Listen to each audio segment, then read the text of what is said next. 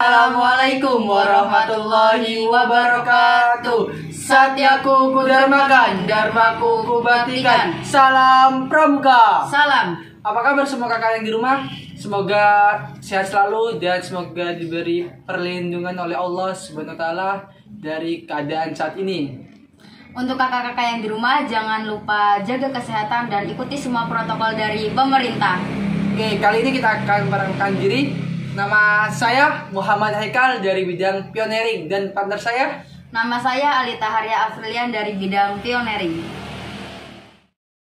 Oke, kali ini kita akan membahas materi tentang pioneering. Apa sih kak, pioneer gitu kak? Pioneering adalah salah satu teknik pramuka dalam penggunaan tali dan tongkat yang membentuk suatu objek atau model tertentu. Kalau tujuan dari pioneering? Tujuan pioneering adalah mengasah keterampilan peserta dalam membentuk suatu objek yang nantinya akan berguna dalam kehidupan sehari-hari. Manfaat pioneering dalam kehidupan sehari-hari itu apa aja sih? Oke, yang pertama dapat menumbuhkan rasa kebersamaan, kekompakan, dan kerjasama. Yang kedua, dapat diterapkan dalam keadaan genting dan situasi darurat. Yang ketiga, dapat memproyeksi pemikiran, merancang suatu benda dengan baik. Nah, istilah dari tali temal itu ada 3. Yang pertama tali. Tali adalah suatu benda. Contohnya tali. Yang kedua ikatan. Ikatan adalah suatu tali berhubungan dengan tali. Contohnya apa? Simpul hidup, simpul mati, simpul pangkal, simpul jangkar, dan lain-lainnya. Yang ketiga ikatan. Ikatan adalah suatu benda berhubungan dengan tali. Contohnya apa? Simpul pangkal, simpul silang, kaki 3, canggah, dan lain-lainnya.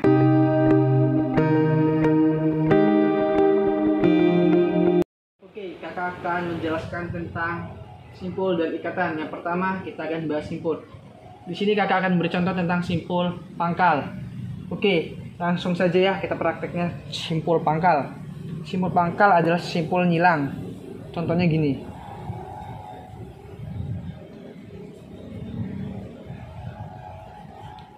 Ini simpul pangkal nyilang.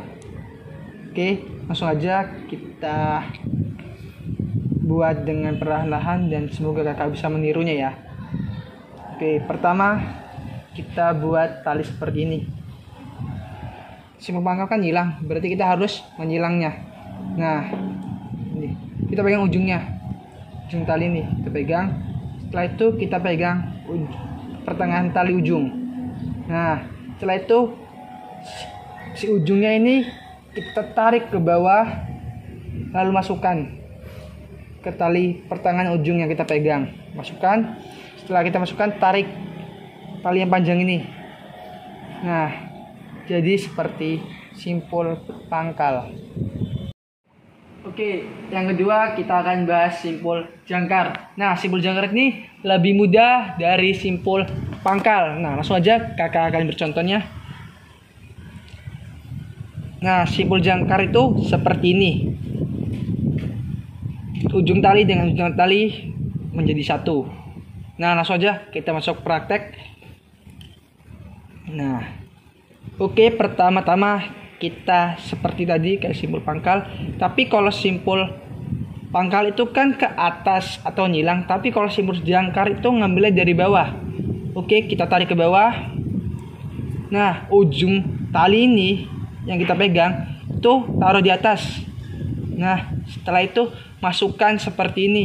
Nah, jadilah simpul jangkar. Oke, kali ini kita akan bahas tentang ikatan. Ikatan adalah suatu benda berhubungan dengan tali. Nah, langsung aja kita akan mencontohkan tentang ikatan palang. Langsung saja.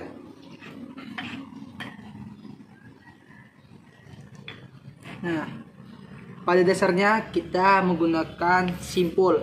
Jelas simpul itu yang pertama dan harus utama. Simpul kita menggunakan simpul pangkal, yaitu simpul yang hilang. Oke. Setelah kita sudah membuat simpul pangkal, kita akan membuat ikatan palang. Nah, palang seperti ini. Oke. Nah, seperti ini kita tarik ke atas pertama, lalu kita tarik ke bawah, tarik lagi kita ke atas. Nah, balik lagi seperti tadi sampai ikatannya menjadi 3. Nah, setelah sudah kanan kiri sudah 3, lalu kita membuat cincin. Itu gunanya memperkuat dan menguatkan ikatan. Nah, setelah itu kita akan mangkal tali sisa ini.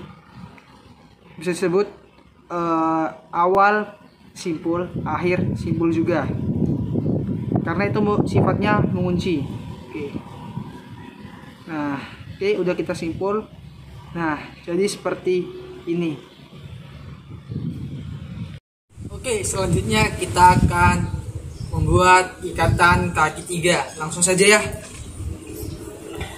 Nah, pertama-tama kita harus menyimpul, karena simpul itu ya, kita bilang tadi, simpul itu kunci utamanya setiap membuat ikatan. Nah, setelah kita sudah menyimpul simpul pangkal, nah kita gabungkan ini menjadi 3. Sudah dikumpulkan menjadi 3, kita anyam atau disebut kita buat angka 8. Kita buat seperti ini, seperti angka 8. Nah, sampai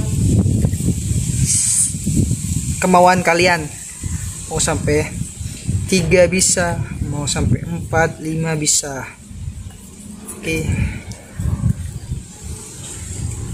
Saya akan membuatnya 3 saja. Nah, setelah itu kita cincin juga seperti tadi.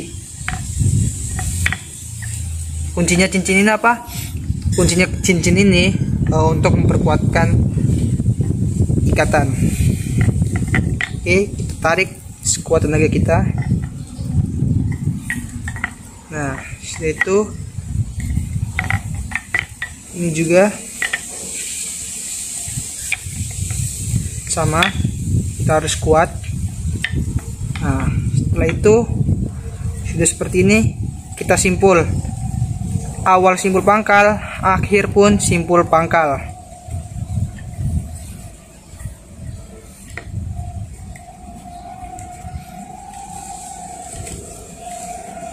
Nah,